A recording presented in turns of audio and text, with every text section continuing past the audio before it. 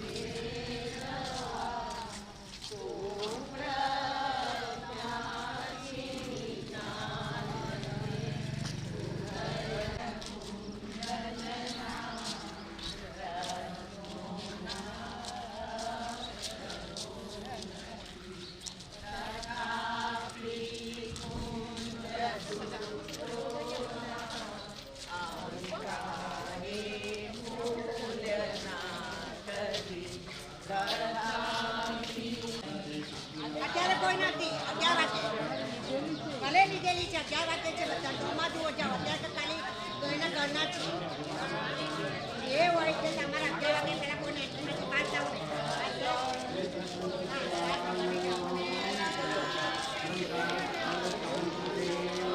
બધા લીધેલી છે બધાની કમ્પલસરી છે 11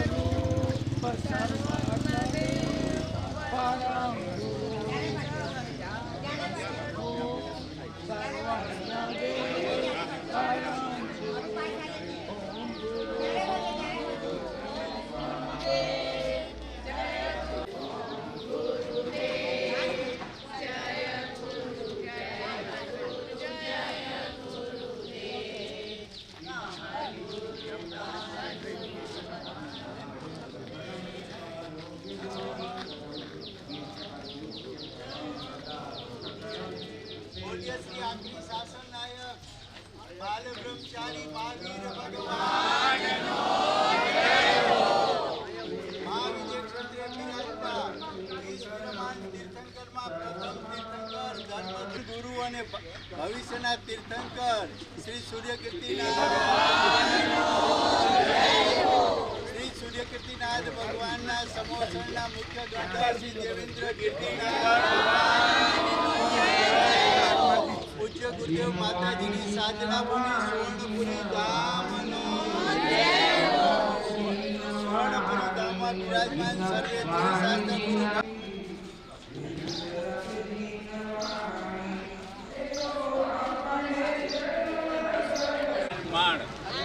બંધ કરો બંધ કરો બંધ કરો બંધ કરો બંધ કરો બંધ કરો બંધ કરો બંધ કરો બંધ કરો બંધ કરો બનાવટ બંધ કરો બંધ કરો બંધ કરો બનાવટ બંધ કરો બંધ કરો બંધ કરો દેખાડો બંધ કરો ભગવતી સૂર્યકીર્તિ ભગવાનનો સુવર્ણપુરી તીર્થધામનો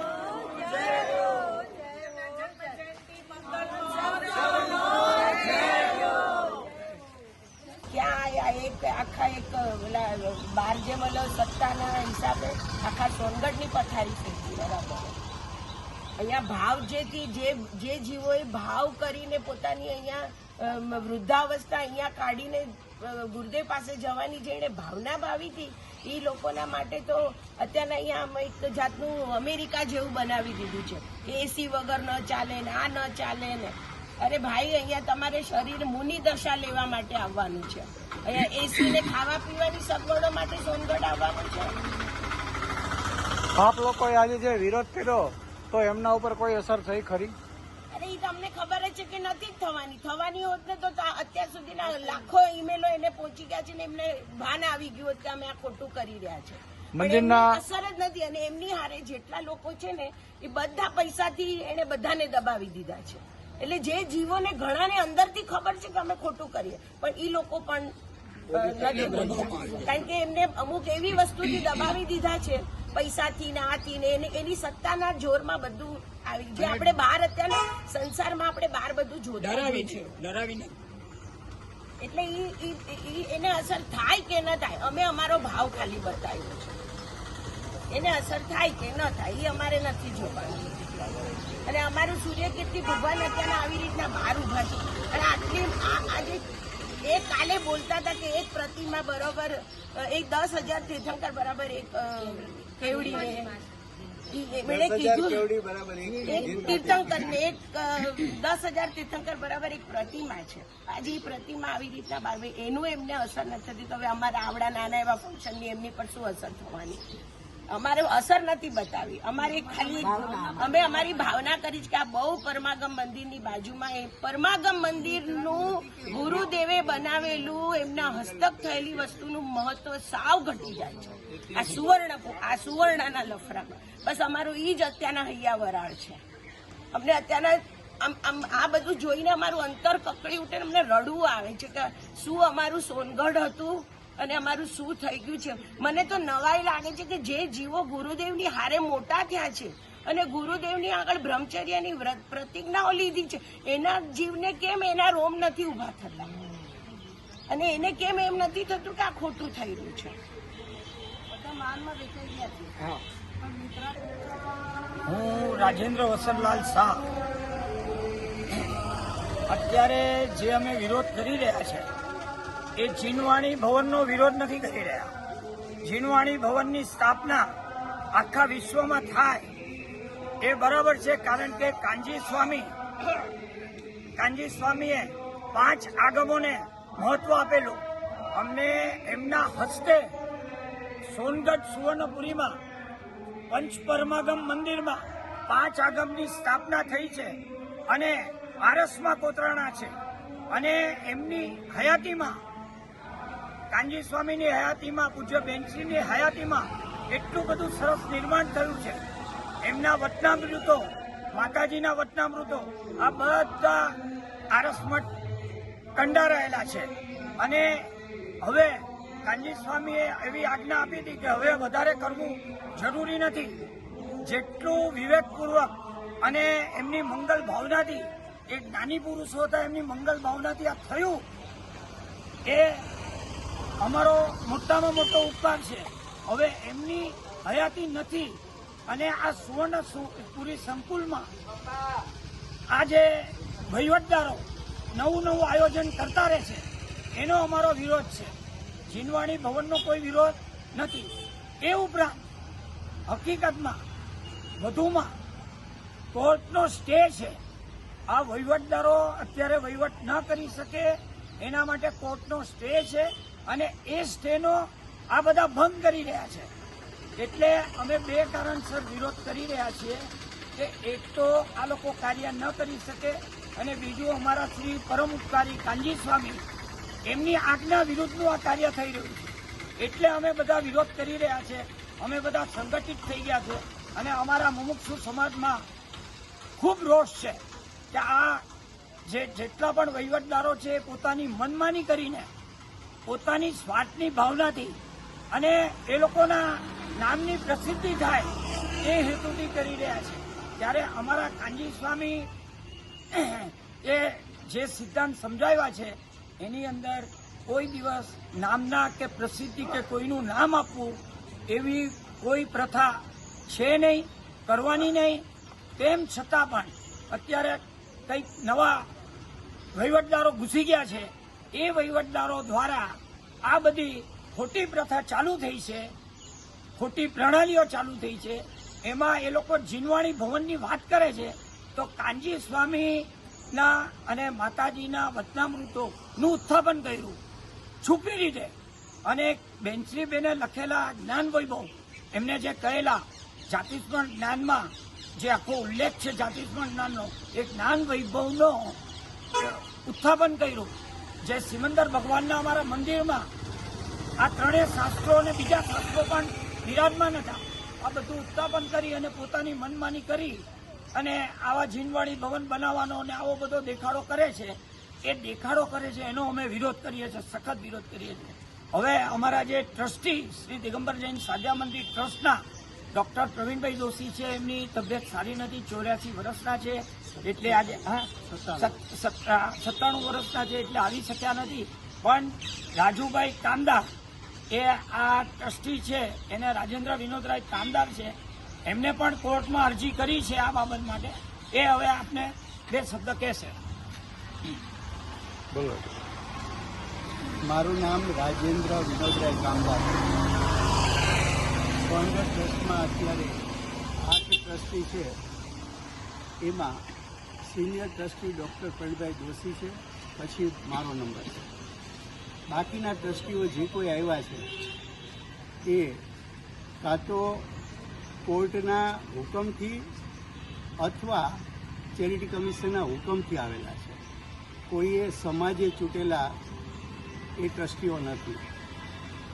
બીજી વાત છે કે પૂજ્ય ગુરુદેવની બેનશ્રી સાધના ભૂમિમાં 3 સંકુલ છે.